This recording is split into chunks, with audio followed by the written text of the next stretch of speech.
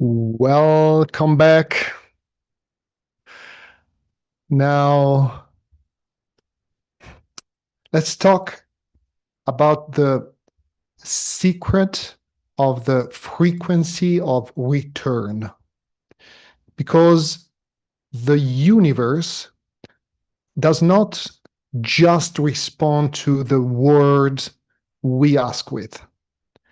It responds to what we truly are underneath these words, underneath them.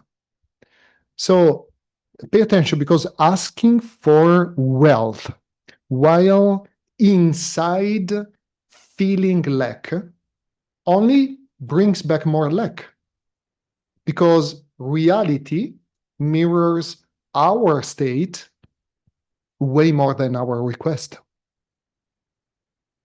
So gratitude, for example, understood correctly, is not thanks for a favor already received. It is the signal that declares the outcome has already happened within. That's why gratitude is so important. So, question number 17. When you ask for abundance, what do you feel underneath the words? Is it lack or fullness? If lack, what do you want instead? And the example that you have is, I vibrate with the fullness of what I desire, as if it is already mine, and gratitude is my magnetic signal. So 2 minutes to answer.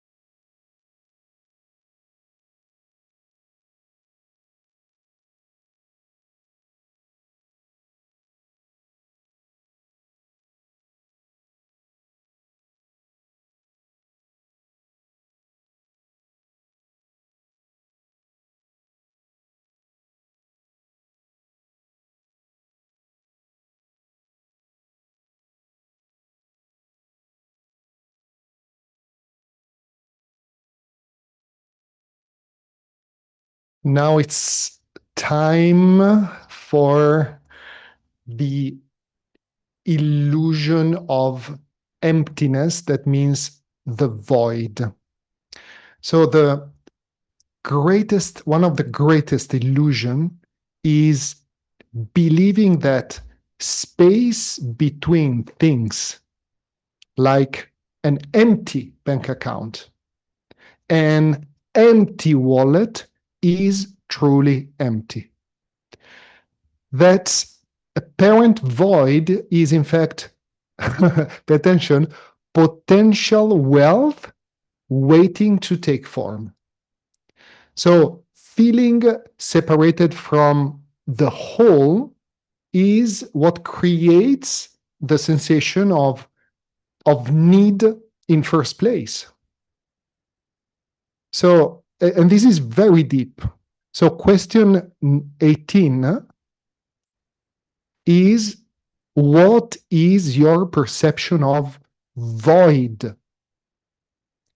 If you are stressed with it, you can also transform the perception of void. Or, as before, create a goal statement, like the one that you have on your workbook. So, like, the void I see is potential wealth waiting to manifest. I am always connected with the whole. So 2 minutes to write down your answers about the void, about emptiness.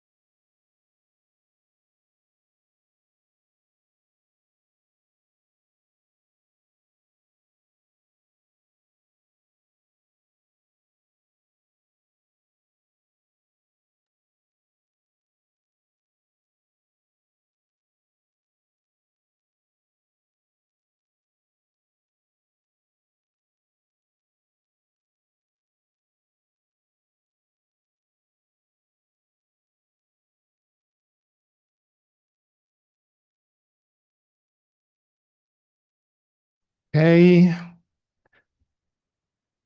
Now let's talk about the 4 elements associated to the 4 aspects of our personality and also about the soul. So the first element is earth, that is about body and substance. The earth element represents our capacity to root ourselves in matter, to give concrete form to our desires, and for sure to safeguard what we have built.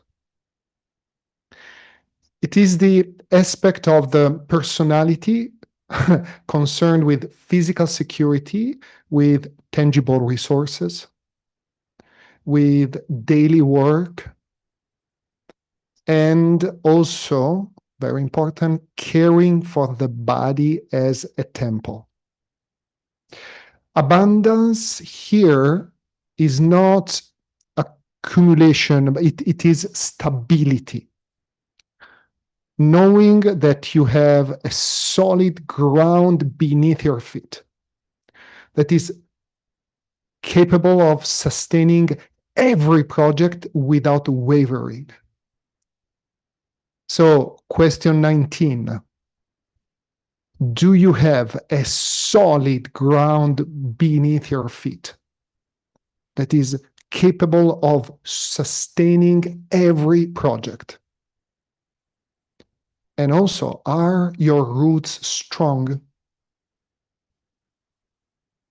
The example is my body and my material resources are fertile, stable ground on which I built my abundance.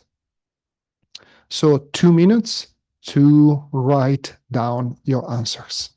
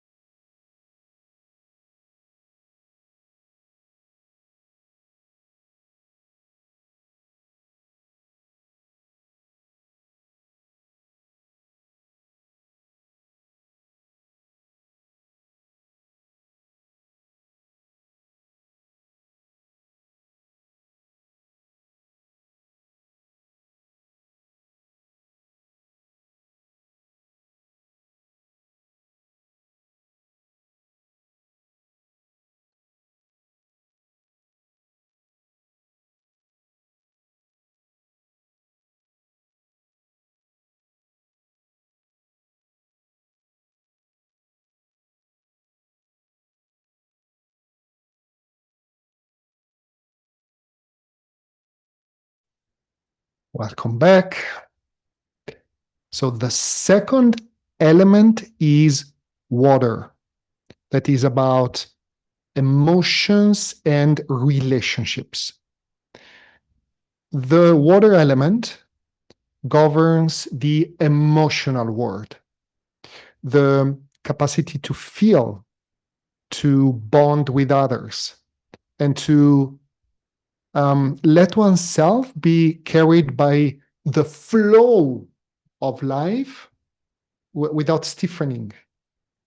Emotional abundance shows itself when the heart stays open even when vulnerable.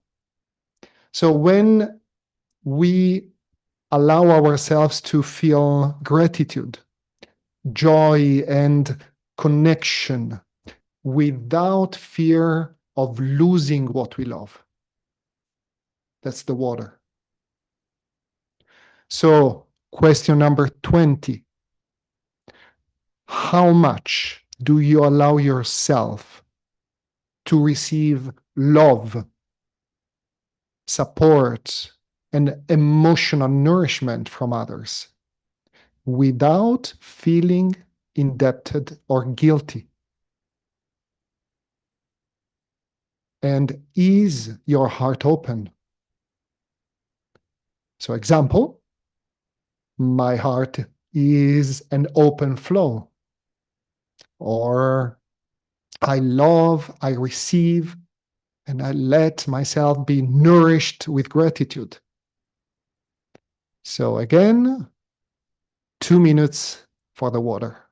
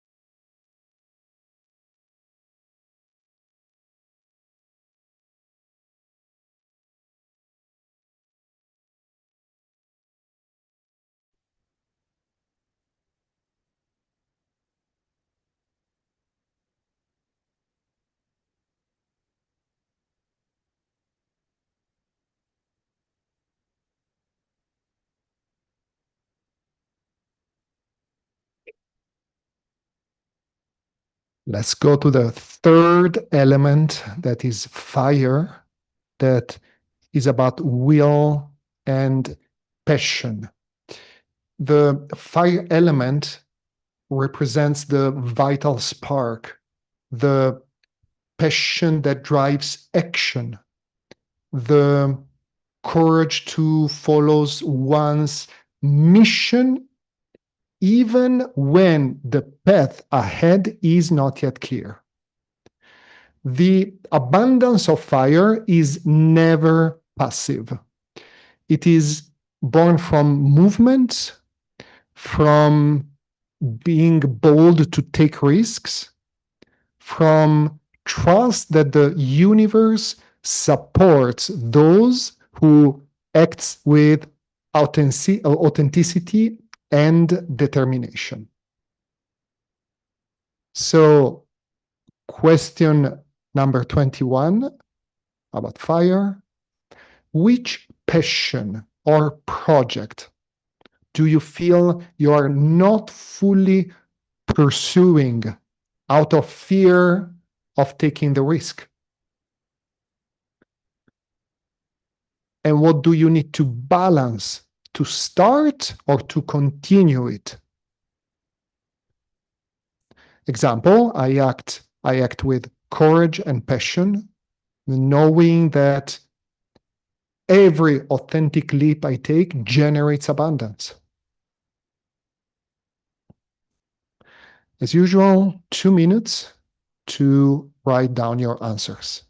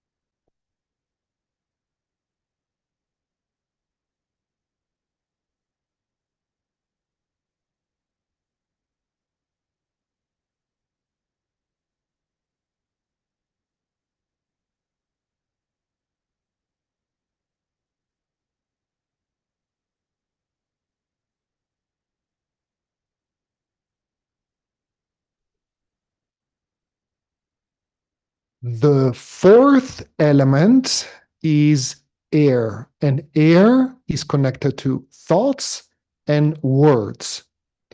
So the air element governs the mind, thoughts, beliefs, and the way we communicate with ourselves and also with others, with the world.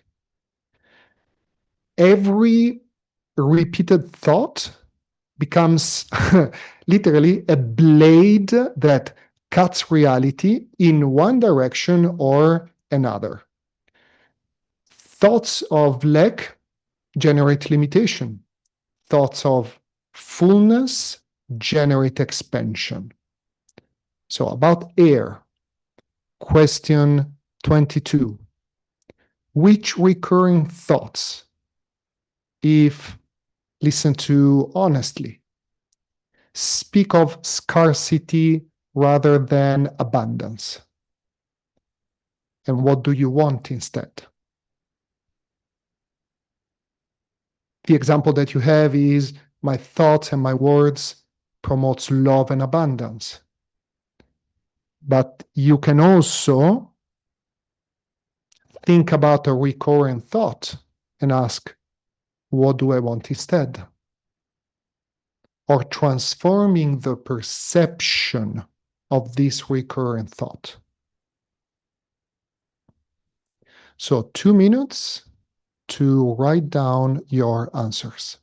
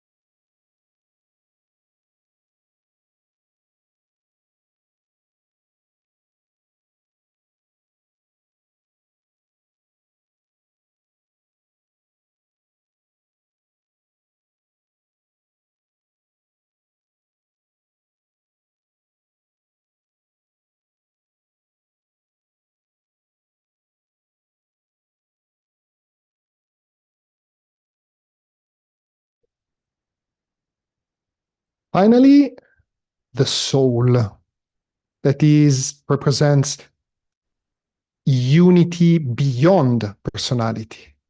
It's beyond the four elements of the personalities lies a much wider dimension, the soul itself. It's the golden thread that runs through every experience that we live on Earth. And it transforms this experience into a path of awareness. The abundance of the soul, pay attention, depends on no external circumstance. It is the intrinsic wealth of one who knows they have always been part of a larger design. This is key. So, Question number 23. If you looked at your whole life as a journey of the soul, what deeper meaning would you give to the challenges around money that you have experienced? Example, my soul is already inherently rich and complete. Every earthly experience serves my evolution. 2 minutes to dedicate to your soul.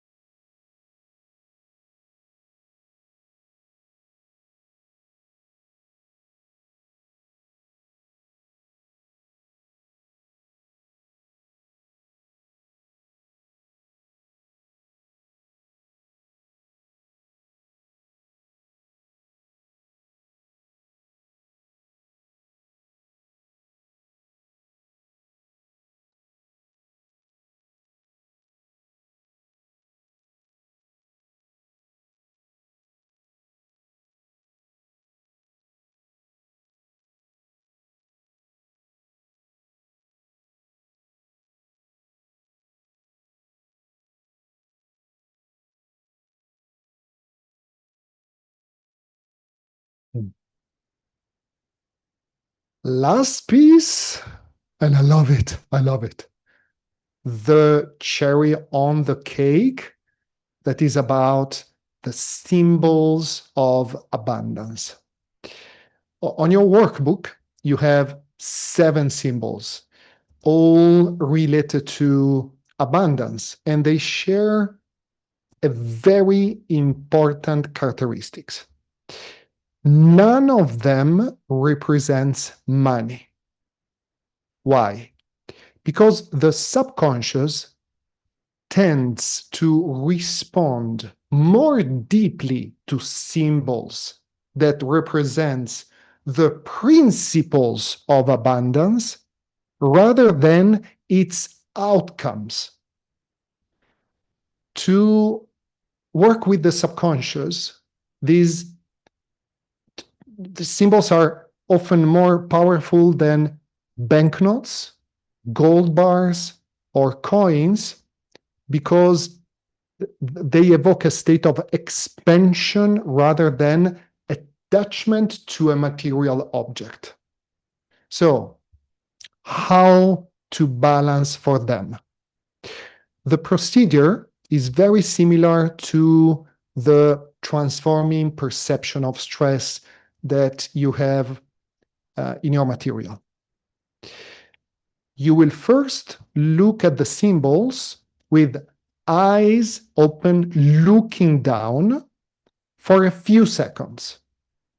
And while looking at the symbol, you muscle test. If strong, you celebrate.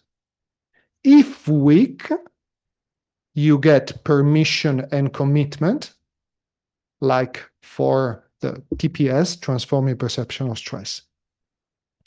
The only difference is that while you are in the whole brain posture, you will have your eyes open, looking down at the symbol instead of eyes closed. Then proceed with the balance as usual, with all the steps of the new direction balance to transform the perception of stress that, again, you have in your basic material. And the post-test is identical to the pre-test. So look at the symbol for a few seconds with eyes open, focus down, and test. So let's do a quick micro demo about that, okay? So let's suppose that I have my symbol. Okay, here is a just a blank paper, but this is my symbol, is everything and nothing, okay? So I put my symbol on my desk. For sure, I first establish communication with the subconscious, as you know. Once I have established communication, eyes open, looking down, looking at the symbol, and then while looking at the symbol, for example, I use this test, okay, I test. If weak, it means that I am stressed with this symbol, okay? So I test for permission, for commitment, exactly in the same way you do for the TPS, New Direction Balance. You check for the crossover preference. And then, while you are in the whole brain posture, with eyes open, looking down, I will look at the symbol until I feel a state of peace and non-attachment. This might take a few seconds or a few minutes. You take all the time you need. After that, the usual lock-in, the post-test, the test that the process is complete, and the final post-test. So I will be looking down at the symbol for a few seconds until I connect it, and then test. And it should be strong. Okay? This is the way to integrate at the subconscious level these very powerful symbols. And a curiosity, when I was really putting all myself in the creation of this material and extrapolating the symbols, for sure, I am the one who wants to test first. And I think I was weak to 5 of them. And it was very, very powerful. And I was very surprised too. Okay? So now let's go through the meaning of the 7 symbols. You have them on your workbook. Okay? So the 3 of life, the meaning is growth, a strong root, continuous expansion. And it evokes abundance because it's a well-rooted tree, because a well-rooted tree bears fruit year after year.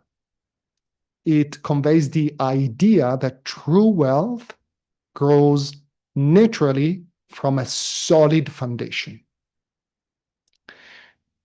The meaning of the cornucopia is prosperity, is harvest, overflowing nourishment. It evokes abundance because since ancient Greek, it has symbolized limitless prosperity. The subconscious associates it with the feeling of more than enough. The lotus meaning, very important, is purity, is transformation, is blossoming, and it evokes abundance because it rises from the mud and blossoms into a perfect flower. It teaches that prosperity and value can emerge even from life's greatest challenges. The whale, I love it, is about vastness, trust, the richness of the ocean. And it evokes abundance because the whale represents the immense abundance of nature. It evokes space, depth, and resources that feel almost limitless. The flower of life is about harmony, order, creation, and it evokes abundance because its sacred geometry suggests that the universe follows orderly, life-generating patterns. It communicates a reality that is fertile, interconnected, and inherently abundant. And then the infinity symbol. It's obvious, is limitlessness, continuity, eternal flow. It evokes abundance because it represents the source that never runs out. The subconscious naturally associates it with the possibility rather than scarcity. And then the fountain meaning is an ongoing flow, circulation, renewal. It evokes abundance because water flowing endlessly symbolizes wealth that circulates rather than stagnates. It reminds us that abundance is movement, not accumulation. So here are your 20 minutes to balance.